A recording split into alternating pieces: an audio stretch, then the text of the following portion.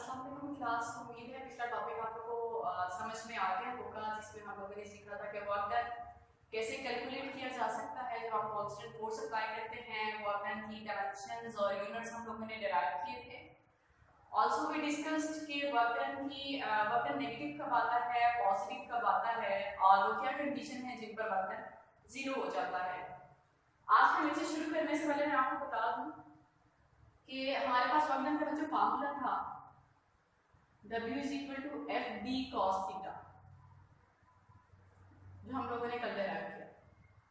अब अगर मैं फोर्स को ले लूं वर्टिकल एक्सिस पर, वाई एक्सिस पर और डिस्प्लेसमेंट को हॉरिजॉन्टल डायरेक्शन में ड्रॉ करूं, तो ये प्रीवियस लेक्चर से रिलेटेड मैं आपको बताना चाह रही हूँ। ग्राफ से अगर आप वाई और एक्स एक्सिस पे इन दोनों टर्म्स को जो है वो ड्रॉ करें तो आप एक ग्राफ से वर्क डन कैसे कैलकुलेट कर सकते हैं। क्योंकि हम लोगों ने सीखा था कि हमारे पास जो है वो फोर्स कांस्टेंट रहती है। अगर फोर्स कांस्टेंट रहती है तो वो एक स्ट्रेट लाइन आएगी फोर्स पर एक्सिस की कॉरेस्पॉन्डेंस में। तो हमारे पास वर्क डन जो कैलकुलेट हो सकता है वो एरिया अंडर द कर्व होगा, यानी ये जो आपके पास रेक्टेंगल बनेगी इसका जो एरिया होगा वो आपके पास बराबर होगा वर्क डन के। अब अगर ये रेक्टेंगल है आपके पास तो आपने वर्क डन निकालना है, तो आप करेंगे एरिया अंडर कर्व। अब जो एरिया है ये रेक्टेंगल है आपके पास, तो इस आपको पता है रेक्टेंगल का एरिया आप निकाल सकते हैं लेंथ मल्टीप्लाई बाय विड्थ करके। लेंथ पर आपके पास है वर्टिकल एक्सिस में फोर्स और विड्थ में आपके पास है डिस्प्लेसमेंट, तो आपके पास वर्क डन जो है वो ग्राफ से ही कैलकुलेट किया जा सकता है। आज का जो हमारा टॉपिक है वो वर्क डन हम कैलकुलेट करना चाहते हैं वेरिएबल फोर्स से। वेरिएबल फोर्स वो फोर्स जिसकी वैल्यू चेंज हो जाए, ठीक है, अब जिसकी वैल्यू वेरी करे बार बार उसको हम वेरिएबल फोर्स कहते हैं। फिर हम लोगों ने इस सूरत में हमने वर्क डन कैलकुलेट किया जब फोर्स आपके पास कांस्टेंट आ रही है, स्ट्रेट लाइन आ रही है फोर्स की कॉरेस्पॉन्डेंस में। लेकिन आज हम कैलकुलेट करना चाहते हैं आर्टिकल 4.2 है वर्क डन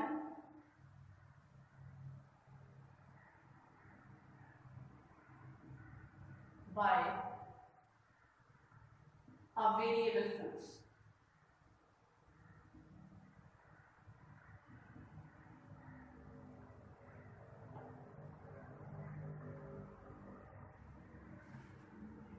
पहले इसको जरा ग्राफिकली हम अंडरस्टैंड कर लेते हैं, हम टॉपिक पर चलेंगे।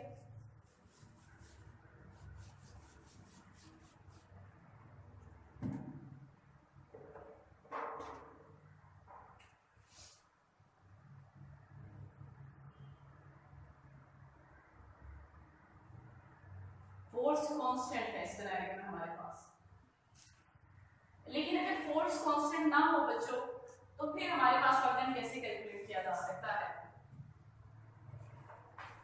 मैं यहाँ पर ग्राफ ड्रॉ करती हूँ फोर्स और डिस्प्लेसमेंट का।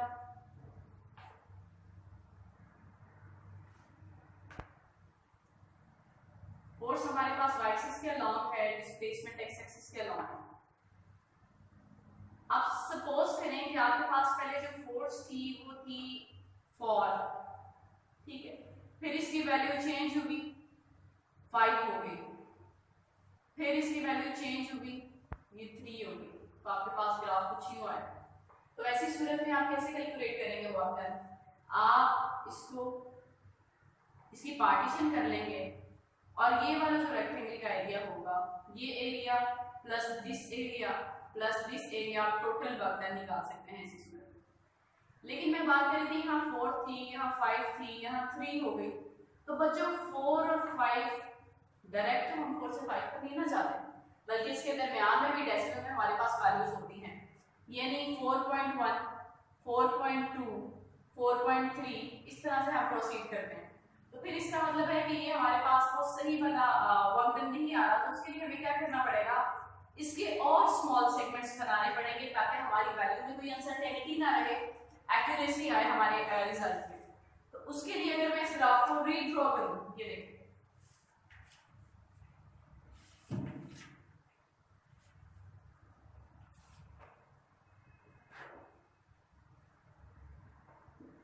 अगेन फोर्स लूंगी, यहाँ पर डिस्प्लेसमेंट लूंगी। अब चूंकि मेरे पास 4 था यहाँ पर और हमें डाउट है कि हमारे बगल में अनसर्टेनिटी आ सकती है, क्योंकि हम डायरेक्ट जंप नहीं करते 4 पे 5 पे 4 से, बल्कि उसके दरमियान में कुछ डिस्क्रीट वैल्यूज आती हैं, तो उसके लिए हम इसको रीड्रॉ करते हैं। ये हमारे पास 4 है, ये 4.1, 4.2, 4.3, 4.4 और इस तरह से करते करते हम पहुंच जाते हैं 5 पर। अब जब 5 से वैल्यू जो है हमारी डिक्रीज होती है, तो आपको पता है कि 5 से भी डायरेक्ट जो है वो 3 पर नहीं जाएगी, बल्कि नीचे बहुत सारी वैल्यूज आएंगी आपके पास।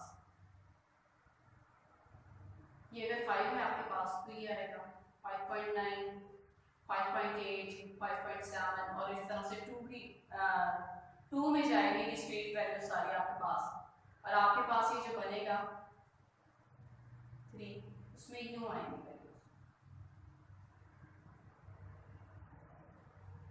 ऐसी सूरत में आप एरिया कैसे कैलकुलेट कर सकते हैं बच्चों? ऐसी सूरत में आपके पास ये जितने भी सेगमेंट्स आ रहे हैं ना, आप इन तमाम का एरिया निकालें, आप इन तमाम का वर्कडन निकालेंगे और इन तमाम वर्कडन को ऐड करेंगे।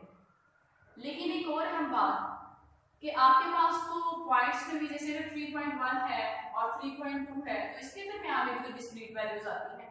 ऐसी सूरत में क्या करेंगे? ऐसी सूरत में हम डिस्प्लेसमेंट को और ब्रेक करेंगे और छोटे सेगमेंट्स करेंगे, इतने छोटे सेगमेंट्स करेंगे कि हमारे पास कोई अनसर्टेनिटी या एरर ना रह जाए अपनी कैलकुलेशन में। तो हम तोड़ते चले जाएंगे इसको, डिस्प्लेसमेंट को स्मॉल सेगमेंट्स में।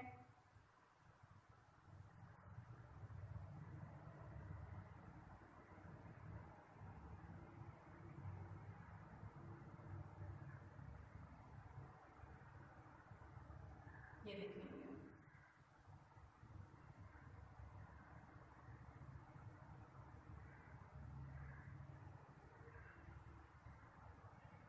बच्चों, लेकिन क्या ये बात है ठीक है? डिस्प्लेसमेंट को इतना ज्यादा, और क्या हम इसे सेगमेंट्स बनाते रहेंगे और फिर तमाम वर्कडन को ऐड करेंगे? तो इसके लिए हमें कोई अल्टरनेटिव मेथड चाहिए जिसके जरिए से हम आसानी से वर्कडन जो है वो कैलकुलेट कर लें जब हमारी फोर्स वेरी कर रही हो। और आज हम वही तरीका देखना चाहते हैं कि हमारी फोर्स वेरी करती है तो हम ये सेगमेंट्स बनाने की बजाय इतने ज़्यादा और उनका जो है वर्कडन अलग अलग कैलकुलेट करें और फिर उनको एडअप करें, उसकी बजाय हमें कोई शॉर्टकट मेथड चाहिए, कोई आसान मेथड चाहिए ताकि हमें इतना ज़्यादा प्रोसेस ना करना पड़े। आज यही देखेंगे हम हमारे टॉपिक में कि जब वेरिएबल फोर्स होती है, फोर्स की वैल्यू चेंज होती है, तो हम कैसे जो है वर्कडन कैलकुलेट कर सकते हैं। एक और बात कि बच्चे जरूरी नहीं है आपके पास कि फोर्स की जब वैल्यू है जिसका मैग्नीट्यूड चेंज हो आप तभी कहते हैं कि फोर्स जो है वो वेरिएबल है, बल्कि अगर एंगल भी चेंज हो जाए फोर्स और डिस्प्लेसमेंट के दरमियान में तो आप फिर भी ये कहते हैं कि फोर्स वेरिएबल है। मेरी इससे मुराद क्या है? जैसे आपको मैंने कल बॉक्स वाली एग्जांपल दी थी अपने लेक्चर में।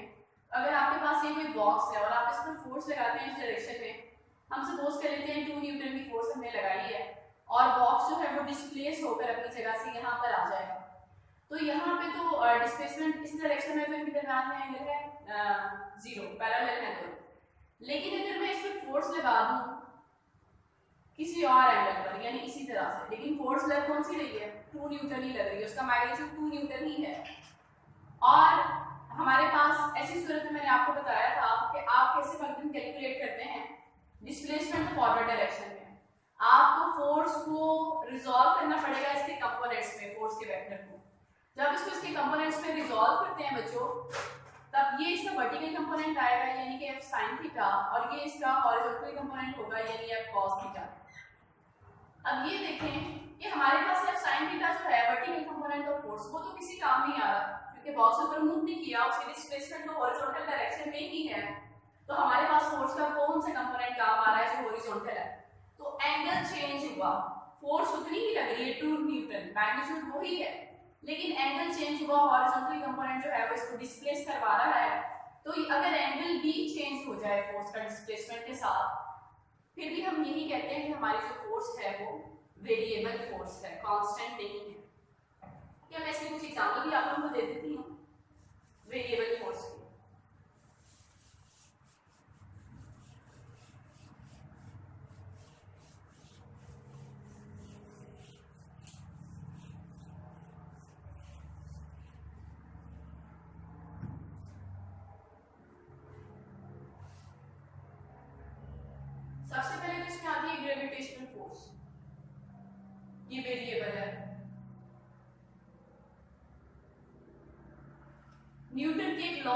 चलता है कि ये किस तरह से वेरी करती है। ये देखें ग्रेविटेशनल फोर्स यूं वेरी करती है।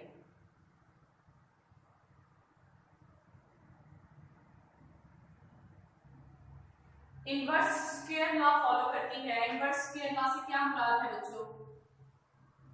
इससे मुराद है कि जो ऑब्जेक्ट ग्रेविटी से दूर जाता जाए ग्रेविटी की फोर्स कम होती जाती है। यानी कि अगर r की वैल्यू जो है डिस्टेंस जो है किसी ऑब्जेक्ट के दरमियान में, आपको पता है कि अगर ये अर्थ है तो जो भी ऑब्जेक्ट अगर इसकी सरफेस पे पड़ा हुआ तो वो क्यों पड़ा हुआ है? क्योंकि ग्रेविटी इस पर एक फोर्स लगा रही है। और अगर वो ग्रेविटी की रेंज में है तब भी वो फॉल डाउन करता है। तो क्यों फॉल डाउन करता है? फोर्स ऑफ ग्रेविटी की वजह से फॉल डाउन करता है। लेकिन जो उसका डिस्टेंस बढ़ता जाएगा ऑब्जेक्ट का सरफेस के साथ, अर्थ की सरफेस के साथ, आपके पास जो ग्रेविटेशनल फोर्स है उसकी वैल्यू डिक्रीज करती जाती है। ये हमें बताया था न्यूटन ने। तो ग्रेविटेशनल फोर्स जो है आपके पास, जैसे रॉकेट प्रोपल्शन में आपने टॉपिक पढ़ा था, उसमें रॉकेट प्रोपल्शन में रॉकेट पे जो फोर्स लगती है अर्थ की तरफ से वो एक वेरिएबल फोर्स है। इसके अलावा फ्रिक्शनल फोर्स जो है वो भी एक वेरिएबल फोर्स होती है।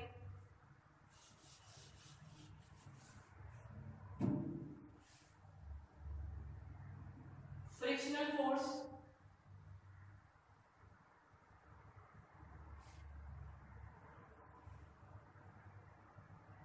इलास्टिक स्प्रिंग फोर्स, आपने हुक्स लॉ पढ़ा हुआ है।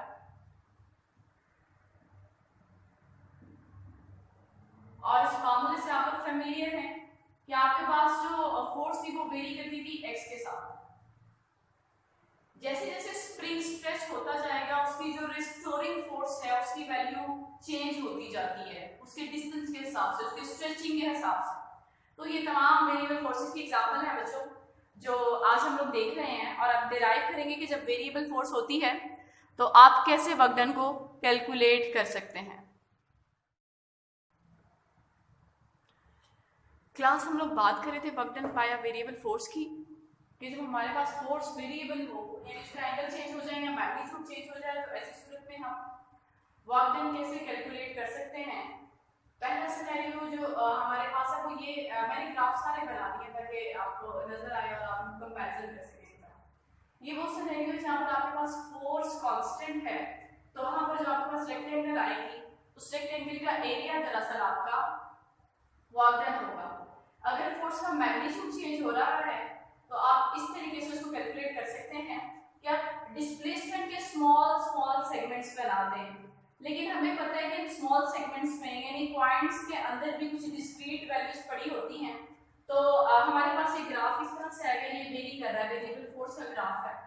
तो हम चाहते हैं कि हम इतने स्मॉल सेगमेंट्स बनाएं कि हमारे पास ये ग्राफ दरअसल एक कॉन्टिन्यूअस नजर आए। ठीक है, जैसे अगर हम डॉट्स को ज्वाइन करें तो वो इतने क्लोज हो कि वो एक आर्क या सर्कल ड्रॉ कर दें।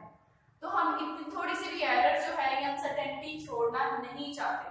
तो हमारे पास आसान तरीका ये है ऐसी सूरत हाल में, ऐसी कंडीशन में, कि हम हमारा जो डिस्प्लेसमेंट है उसको इन्फिनिट सेगमेंट्स में डिवाइड कर दें और फिर उसका जो है वर्क डन कैलकुलेट करें।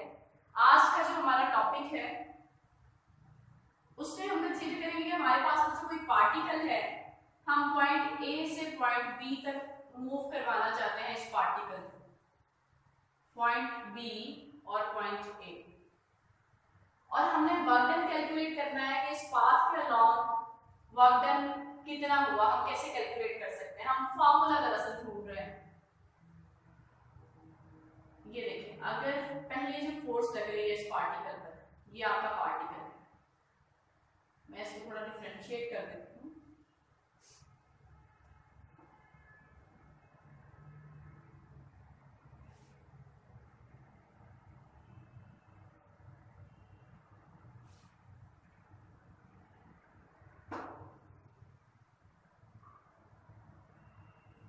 पहले जब आप इसको मूव करवाएंगे इस पर फोर्स लग रही है F1 और एंगल जो होगा वो होगा θ1, क्योंकि मैंने आपको कहा अगर एंगल भी चेंज हो जाए फोर्स और डिस्प्लेसमेंट का, जब भी हम कंसीडर करते हैं कि हमारी फोर्स जो है वो वेरिएबल है, तो डिस्प्लेसमेंट के हमने क्वेश्चन बनाया जो पहला क्वेश्चन होगा वो del T1 और ये वाला del T2 और यहाँ पर जो फोर्स है इस तरह से एंगल फिर चेंज हो गया, कुछ और एंगल होगा F2, और इस तरह से इसके हम बहुत सारे सेगमेंट्स बनाएंगे। और ये जो लास्ट वाला सेगमेंट होगा डिस्प्लेसमेंट का, हम इसको देंगे डेल डी एन है।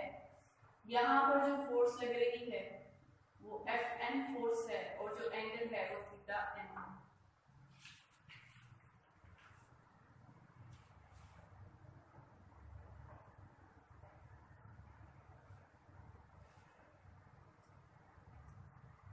अब हमने यहाँ पर वर्क डन जो है वो कैलकुलेट करना है कि हमारे पास क्या आता है।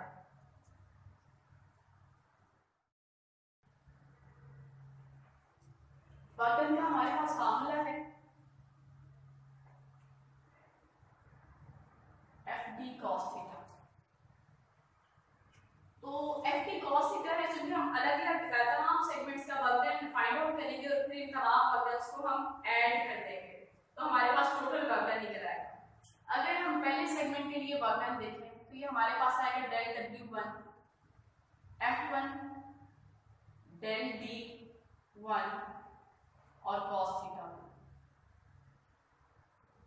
सेगमेंट 2 के लिए F2 डेल D2 और cos थीटा 2, और nth टर्म तक हम जाएंगे।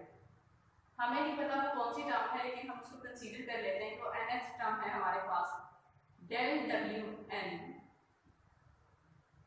FN del DN and cos थीटा। अब इसके दरम्यान में तो बहुत सारी वैल्यूज हो सकती हैं, बहुत सारी टर्म्स हो सकती हैं। तो बच्चों उन तमाम टर्म्स के लिए मैं एक जनरल टर्म जो है वो लिख देती हूँ यहाँ पर, और उसको मैं कहती हूँ ये ith टर्म है, ith term Fi del Ti and cos theta. यानी बाकी जो तमाम वैल्यूज इनके दरमियान में आ रही थी उनके लिए मैंने I यूज कर दिया। अब हमने टोटल वर्क डन निकालना है, तो हम इन तमाम वर्क डन को ऐड करेंगे।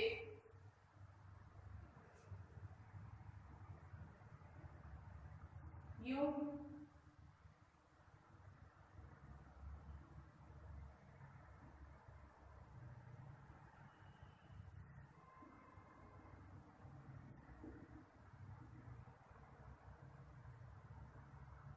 ये दरमियान में जो जनरल टर्म डिफाइन थी, बाकी वैल्यूज के लिए वो भी है, और लास्ट पर डेल W है। अगर मैं इनकी वैल्यू सब्स्टिट्यूट कर दूं यहाँ पर, यानी कि F1 del D1 cos theta 1 plus F2 del D2 cos theta 2, और जब हम अगर मिड में कोई वैल्यू सपोज की हुई है, इसके लिए हम लिख लेते हैं Fi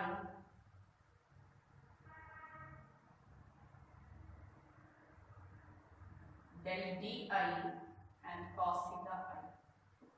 जो लास्ट टर्म है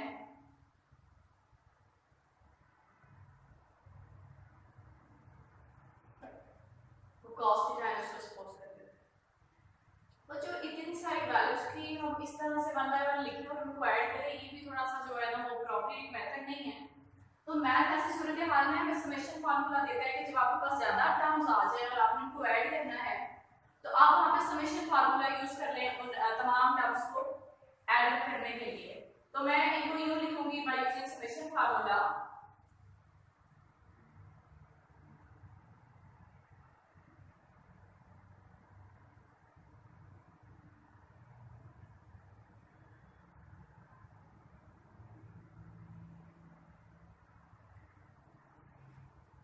जो टोटल वर्क डन होगा हमारे पास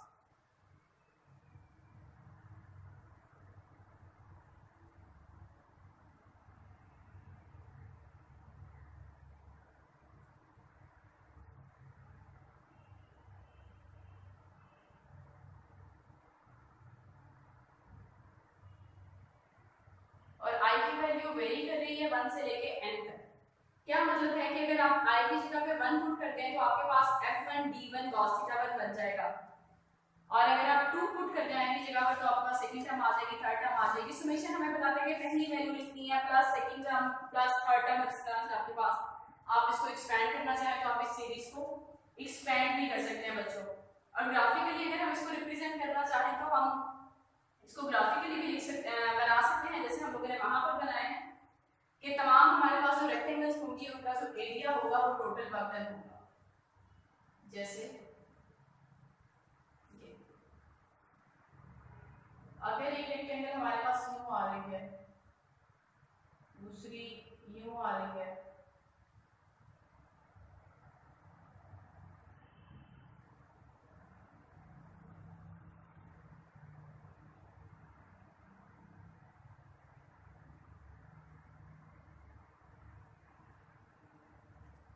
इस केस में भी हमारे पास जो रेक्टेंगल है हमें पता है कि अगर डेसिमल में भी यानी कि अगर ये 3.1 है और ये 3.2 है तो इनके दरमियान में भी काफी डिस्क्रीट वैल्यूज हमारे पास मौजूद है। तो हम उसके सॉल्यूशन के लिए क्या करें, पहले तो हम इसी कोरेस्पोंडेंस में लिख देते हैं इसका वर्क डन जो हमारे पास आया है वो F1 del D1 cos theta 1, second वाली रेक्टेंगल के लिए F2 del D2 cos theta 2, और लास्ट वाले सेगमेंट के लिए इन तमाम टर्म्स के लिए मैं इनको अलग अलग डिफाइन करने की बजाय जो डिस्क्रीट वैल्यूज आ रही हैं मैं यहाँ पर लिख देती हूँ जनरल टर्म जो मैंने सपोज की हुई है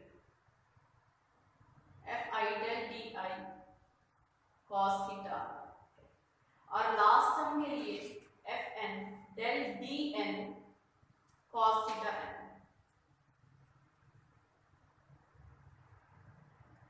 बच्चों तो क्या हम हमें पता है कि यहाँ पर डिस्क्रीट वैल्यूज आ रही हैं, हमारे पास वर्क डन जो इस सूरत में भी कैलकुलेट होगा वो एक्यूरेट नहीं होगा बल्कि उसमें थोड़ी अनसर्टेनिटी हो सकती है हमारी कैलकुलेशन में। तो फिर हम क्या करें, फिर हम क्या इसको कोई nth टर्म तक डिफाइन कर लेंगे, nth टर्म तक है हमारे पास, या हम कोई डिफाइन सेगमेंट्स कर लेंगे, हमने इतने सेगमेंट्स में ही इसको करना है, डिस्प्लेसमेंट को डिवाइड करना है, ये हमारे पास सॉल्यूशन नहीं होगा इस तरीके का। तो फिर हम क्या करें, हम डिस्प्लेसमेंट को इनफिनिट पार्ट्स में डिवाइड कर लें। इनफिनिट पार्ट्स का मतलब है कि वो तमाम सेगमेंट्स इतने क्लोज होंगे कि हमें कॉन्टिन्यूस लाइन नजर आएगी जैसे इस ग्राफ में नजर आ रही है। तो इनफिनिट पार्ट्स में डिवाइड करने के लिए हम क्या करेंगे, इस फार्मूले को थोड़ा सा चेंज करेंगे। तो मैं यहाँ पर आपके पास इस फार्मूला को यूं लिखती हूँ,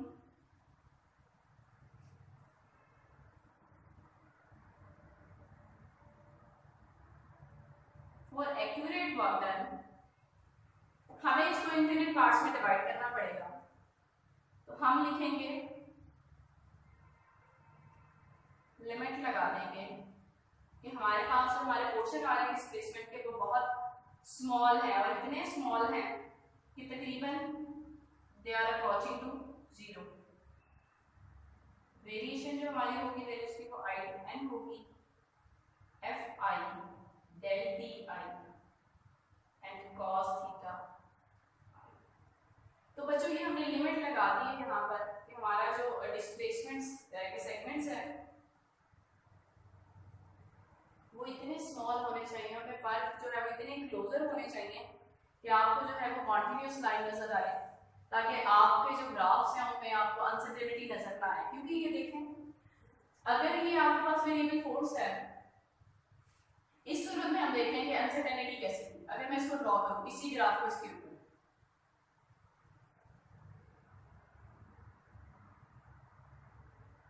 आप देखें कि ये जो पोर्शन आ रहा है खाली वाला, ये इसमें अनसर्टेनिटी है हमारे वर्क डन में, इतनी इसमें अनसर्टेनिटी आ सकती है।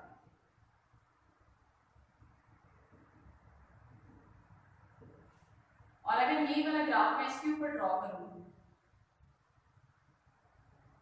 तो देखें कुछ एरिया जिनका वर्क डन मुझे कैलकुलेट करना था वो छूट गए, और बाजू का यहाँ पर थोड़ा सा खाली पोर्शन है, ऊपर भी खाली पोर्शन है, तो इनका जो था एरिया वो कैलकुलेट कर लिया गलती से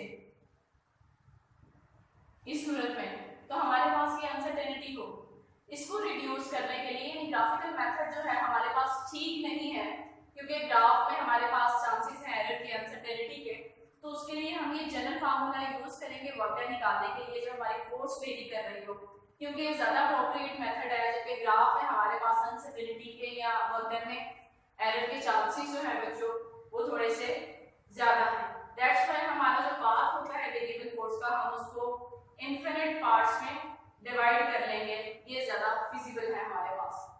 आई होप आपको ये लेक्चर समझ में आया होगा। Work done by a variable force थोड़ा सा ट्रिकी टॉपिक है, लेकिन इतना भी टफ नहीं है। अगर आप लोगों को समझ में ना आए तो इंशाल्लाह ताला हम इसको फिर से डिस्कस करेंगे जो भी इसमें प्रॉब्लम्स होंगी।